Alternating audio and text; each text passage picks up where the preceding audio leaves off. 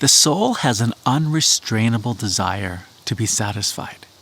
So how do we know this? Number 2, what does this tell us about ourselves? And number 3, a call to action. Number 1, the soul has an unrestrainable desire to be satisfied. How do we know this?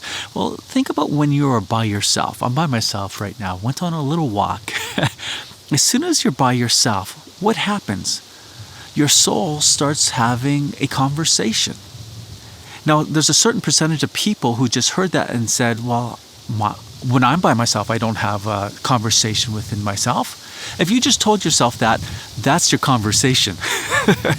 As soon as we're by ourselves, we start recognizing or can more clearly hear this interior conversation that's going on. And it's directed to 2 points. Usually, when we have no faith, that interior conversation is directed towards the world. So we can start conversing with the world. We start conversing with the world about having things, accomplishing feats, and experiencing pleasures. And then when we have things and accomplished feats and experience pleasures, then we start having another conversation about losing the things that we have, failing at the accomplishments that we want to continue on with, and we start mourning the loss of the pleasures that we're experiencing in this world. But we have this conversation, and without faith, it's directed towards the world. And the interesting thing about this conversation with the world is what we learn from it. We learn from this conversation with the world that the world can't satisfy the soul. Take, for example, pleasure.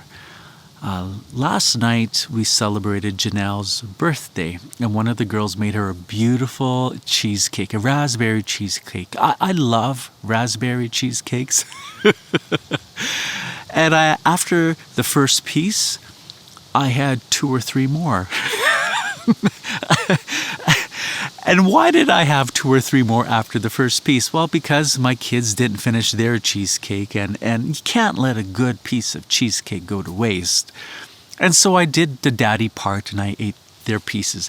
Now, after the 3rd piece, my soul was conversing with the world, saying, the cheesecake isn't going to satisfy you.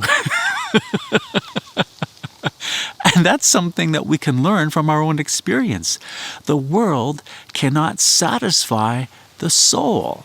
Thomas Kempis says, "For if I alone should have all the world's comforts and enjoy all its delights, it is certain that they could not long endure. Therefore, my soul, you cannot enjoy full consolation or perfect delight except in God. You cannot be satisfied with any temporal goods, because you were not created to enjoy them. Even if you possessed all created things, you could not be happy and blessed.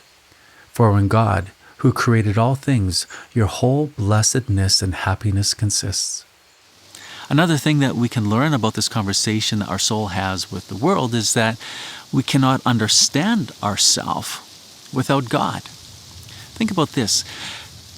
The eyes cannot say, I know and fulfill the purpose of my existence without light. It's only when light hits the eyes that the eyes understand and can fulfill the purpose of their existence. The ears can't say, I know and fulfill the purpose of my existence without sound. It's only when sound hits the ears that the ears understand and can fulfill the purpose of their existence. And a soul cannot say, I know and fulfill the purpose of my life without God. Only when God touches the soul with His grace, sanctifying grace, that we can understand and fulfill the purpose of our life. And that is union with God. Thomas à Kempis says, "My soul, you cannot enjoy full consolation or perfect delight except in God." The fact that our soul is restless points to something very important. It points to that our soul is not an end in itself. Our soul cannot satisfy itself. Therefore, it points to something. It points to then there must be something out there that can satisfy the soul. C.S. Lewis wrote, "Creatures are not born with desires unless satisfaction for those desires exists. A baby feels hungry. Well, There is such a thing as food. A duckling wants to swim. Well, there is such a thing as water. Men feel sexual desire. Well, there is such a thing as sex. If I find in myself a desire which no experience in the world can satisfy, the most probable explanation is that I was made for another world. So here's our call to action. Progress in the interior life is a transformation of that interior conversation, where we turn from talking to the world and start conversing and having a conversation with God. The deeper we go in the spiritual life, the bigger that transformation of this conversation has to be. We're made for union with God, to converse with Him, to share our life with Him. So practically, this interior conversation develops when we place our minds upon godly things. Philippians 4:8. Finally, brothers and sisters, whatever is true, whatever is noble, whatever is right, whatever is pure, whatever is lovely, whatever is admirable, if anything is excellent or praiseworthy, think about such things. Place your mind upon godly things and think about them. For example, when you see something beautiful, the fall colors right now, and it moves you, realize that the fall colors and the beauty and the delight that that brings you is only a shadow of the beauty of God.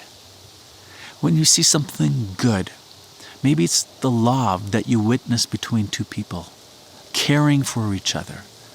Realize that love that you see or maybe experience yourself from other people is only a shadow of the goodness and love of God.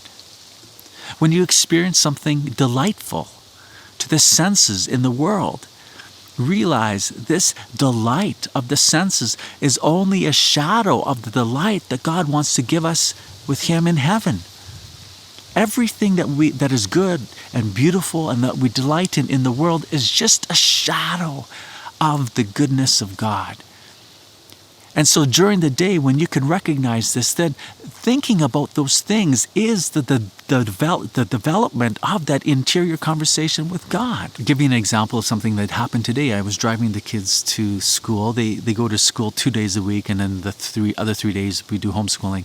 So I'm driving the kids, and 2 of the girls are in the back of the van, and they are just laughing and delighting. I don't know what they were doing, but they're delighting in each other. And then this laugh that's really from the belly in the morning, it just filled me with such joy. And so in my mind, I think this is just a shadow of the joy of God. Have you heard the expression, absence makes the heart grow fonder? Well, that's not always true, because sometimes absence makes the heart forget. And so this conversation that we can develop with God, this interior conversation, is important because it reminds us of God. See, right now, the world has forgotten about God because the world has stopped the conversation with Him. So our souls have an unrestrainable desire to be satisfied. Nothing in this world can satisfy our hearts, and we can develop this interior conversation with God by placing our minds upon godly things. Friends, thank you for watching, and share with me below what stood out to you and why, and we'll see you soon. If you're looking for some more practical insights into growing in holiness, check out the video linked at the end of this video, also found in the description. It's a great resource. Also, if you would like all our future videos emailed to you, visit kenandjanelle.com and sign up.